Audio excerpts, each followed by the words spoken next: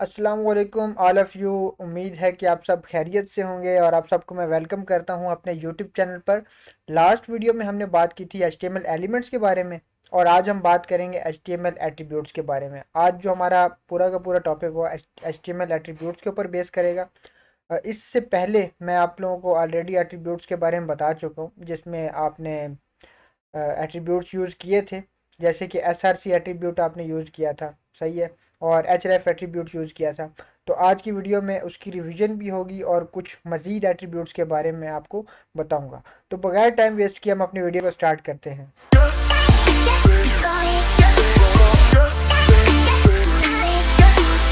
So welcome back. और जैसा कि मालूम है आपको कि आज हमारा HTML एट्रीब्यूट्स का टॉपिक है, तो स्टार्ट करते हैं। All HTML elements can have attributes. जितने भी HTML एलिमेंट्स हैं उनमें एट्रीब्यूट्स को पास किया जा सकता है, ठीक है। Attributes provide additional information about elements. बिल्कुल, एट्रीब्यूट्स एडिशनल इन्फॉर्मेशन हमें प्रोवाइड करते हैं एलिमेंट्स के बारे में। Attributes are always specified in the start tag. हमेशा आप एट्रीब्यूट्स को जब यूज़ करते हैं तो स्टार्ट टैग में यूज़ करते हैं। Attributes usually come in name value pair, ठीक है। एट्रीब्यूट्स जो है यूजुअली आपको पता है कि एट्रीब्यूट का नाम होता है और फिर उस एट्रीब्यूट की वैल्यू होती है, सही है। अब हमने लास्ट वीडियो में ये पढ़ा था दी href एट्रीब्यूट, ठीक है। href एट्रीब्यूट का क्या काम था ये आप अच्छे तरीके से जानते हैं। हम दोबारा से रिवीजन कर लेते हैं इसकी। A tag defines hyperlink. A tag जो है वो हाइपरलिंक को डिफाइन करता है। The href attribute specifies the URL of the page the links goes to.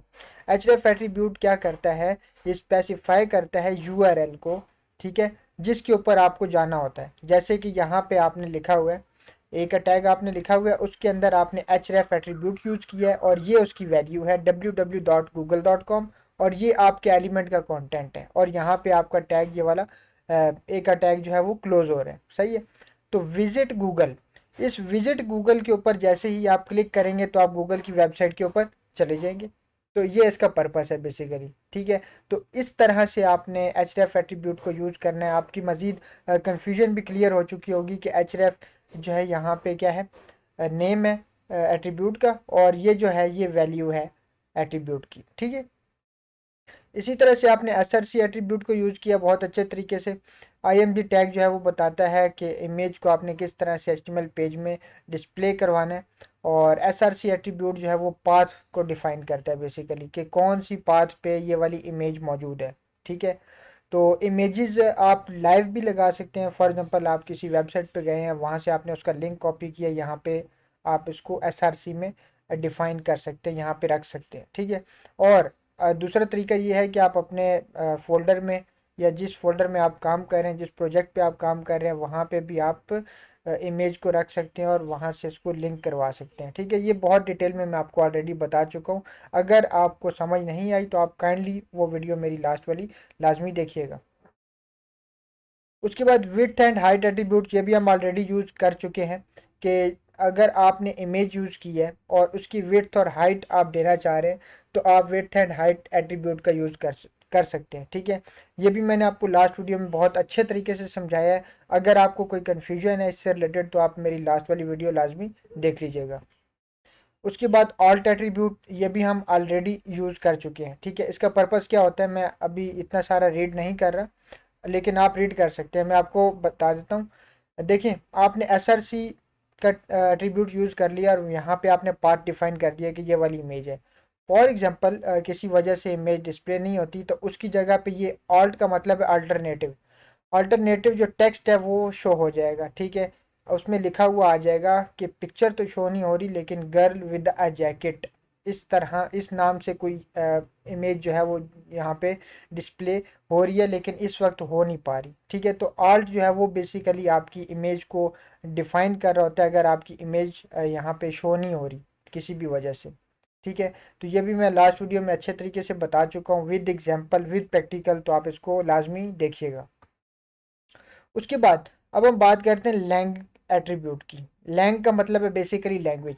You should always include the lang attribute inside the HTML tag. इसको हम हमेशा use करते हैं HTML का जो टैग है उसमें हम इसको यूज करते हैं, ठीक है, लैंग एट्रीब्यूट को, ठीक है, to declare the language of the web page, क्या बताने के लिए कि वेब पेज की लैंग्वेज क्या है या वेबसाइट का लैंग्वेज क्या है। This is meant to assist search engine and browsers. ये काफ़ी हेल्पफुल होता है सर्च इंजन्स के लिए या ब्राउजर्स के लिए, ताकि उसको पता चल सके कि ये जो वेब पेज है ये कौन सी लैंग्वेज में। ठीक है, फॉर एग्जांपल यहाँ पे हमने बताया हुआ है HTML लैंग इंग्लिश। ठीक है, यानी कि हमने क्या किया हुआ है कि एक डॉक्यूमेंट बनाया है। देखें HTML यहाँ से स्टार्ट हो रहा है, यहाँ पे HTML एंड हो रहा है, और उसके दरमियान में सारा का सारा जितना भी काम है वो हमने बॉडी के दरमियान में किया हुआ है। ठीक है, HTML lang is equal to EN का मतलब है इंग्लिश। तो हमने बता दिया कि हमारी जो लैंग्वेज है इस वेब पेज के, इस वेबसाइट की, वो क्या है, इंग्लिश है। अगर अरेबिक है तो अरेबिक आप यहाँ पे लिख सकते हैं, उर्दू है तो उर्दू यहाँ पे लिख सकते हैं। तो इस तरह से आप जो है ना लैंग्वेजेस को यहाँ पे एट्रीब्यूट यूज करके बता सकते हैं। उसके बाद title attribute. The title attribute defines some extra information about an element. Title attribute का भी यही काम है कि एक्स्ट्रा इन्फॉर्मेशन बताता है एलिमेंट के बारे में। ठीक है, फॉर एग्जांपल हम बात करें, पी का टैग हमने यूज किया है, सही है, पैराग्राफ है, दिस इज अ पैराग्राफ। अगर हम इस पैराग्राफ के ऊपर होवर करेंगे तो हमें ये टाइटल, जो हमने टाइटल एट्रीब्यूट यूज किया है I am a tool tip, हमें इसके ऊपर होवर जब हम करेंगे तो हमें I am a tool tip show होगा। तो इसको हम प्रैक्टिकली देखते हैं। चले चलते हैं अपने विजुअल स्टूडियो कोड पे। जी तो वेलकम बैक, और मैं अपने विजुअल स्टूडियो कोड एडिटर पे आ चुका हूँ। और यहाँ पे अगर मैं आपको बताऊँ तो हम यहाँ पे यूज़ कर सकते हैं लैंग का एट्रीब्यूट। ठीक है, लैंग इज इक्वल टू, और यहाँ पे EN यहाँ पे मैं यूज़ करता हूँ इंग्लिश के लिए। ठीक है, यूज़ कर सकता हूँ इंग्लिश के लिए। तो अगर मैं इसको रन करके दिखाऊं तो ये आपको शो होगा। कहाँ पे, मैं आपको बताता हूँ। देखिए, मैं सबसे पहले अपने फोल्डर में आया, और फोल्डर में आने के बाद मैंने इस फाइल को रन किया। इस फाइल को जब मैंने रन किया है तो ये कुछ इस तरह से मैंने इतना काम किया हुआ था वो हमें यहाँ पे शो हो रहा है। उसके बाद मैंने आपको बताया था कि आप किस तरह से व्यू पेज सोर्स कर सकते हैं।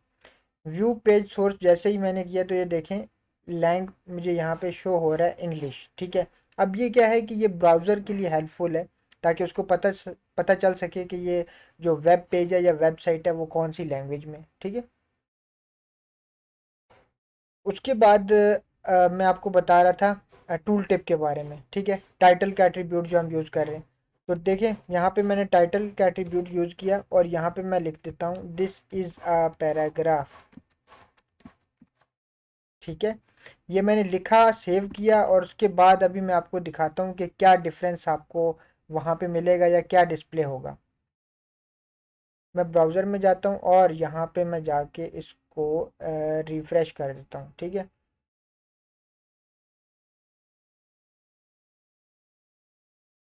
तो ये देखें कि अगर मैं इसके ऊपर लेकर आता हूँ अपने माउस को, तो यहाँ पे दिस इज़ अ पैराग्राफ आपको शो हो रहा है एक छोटे से बॉक्स में। ठीक है, ये बेसिकली क्या है, ये आपका एडिशनल इंफॉर्मेशन है जो आपको पैराग्राफ के बारे में बताई जा रही है। और हमने किस तरह से इसको यूज़ किया, हमने टाइटल का एट्रीब्यूट यूज़ किया, और उसमें एडिशनल इंफॉर्मेशन जो हम देना चाह रहे हैं वो हमने दे दिए। तो यहाँ तक आपको अच्छी तरह से समझ में आ गया होगा कि टाइटल एट्रीब्यूट का क्या फंक्शन है, किस तरह से हम इसको यूज़ करते हैं, और आउटपुट हमें क्या मिलती है। और लैंग एट्रीब्यूट के बारे में मैंने आपको बता दिया। उससे पहले जितने भी alt attribute, width and height attributes, SRC attribute, href attribute, ठीक है, ये सब चीज़ें मैं आपको ऑलरेडी बता चुका हूँ। और अगर आपको समझ नहीं आई तो काइंडली आप मेरी लास्ट वीडियो भी देख लीजिएगा, और ये वाली वीडियो भी देख लीजिएगा, तो आपकी सारी की सारी कन्फ्यूजन क्लियर हो जाएगी। वैसे तो इसमें कोई ऐसी चीज़ है नहीं कि जो आपको कंफ्यूज करे या आपको मुश्किल लगे। ठीक है, उसके बाद अब हम बात करते हैं कि नेक्स्ट वीडियो में क्या होगा। देखें, नेक्स्ट वीडियो में हम स्टाइल एट्रीब्यूट का यूज़ करेंगे। ये एक रिमेनिंग एट्रीब्यूट है जो कि नेक्स्ट वीडियो में हम इसके ऊपर डिटेल में बात करेंगे। स्टाइल एट्रीब्यूट बेसिकली यूज़ होता है HTML एलिमेंट्स की स्टाइलिंग करने के लिए। क्या क्या स्टाइलिंग करने के लिए, बैकग्राउंड कलर चेंज करने के लिए, ठीक है, उसके बाद टेक्स्ट कलर चेंज करने के लिए, फ़ॉन्ट फैमिली चेंज करने के लिए, फ़ॉन्ट साइज़ चेंज करने के लिए, टेक्स्ट अलाइनमेंट चेंज करने के लिए। तो इन सब चीज़ों को हम देखेंगे कि स्टाइल एट्रीब्यूट्स में हम किस तरह से यूज़ कर सकते हैं। ठीक है, तो आई होप कि आपको ये वीडियो पसंद आई होगी। अगर आपको ये वीडियो पसंद आई है तो kindly like, comment, share, subscribe लाजमी कीजिएगा। मिलता हूँ आपको इंशाल्लाह नेक्स्ट वीडियो में, तब तक के लिए दुआओं में याद रखिएगा। अल्लाह हाफिज़।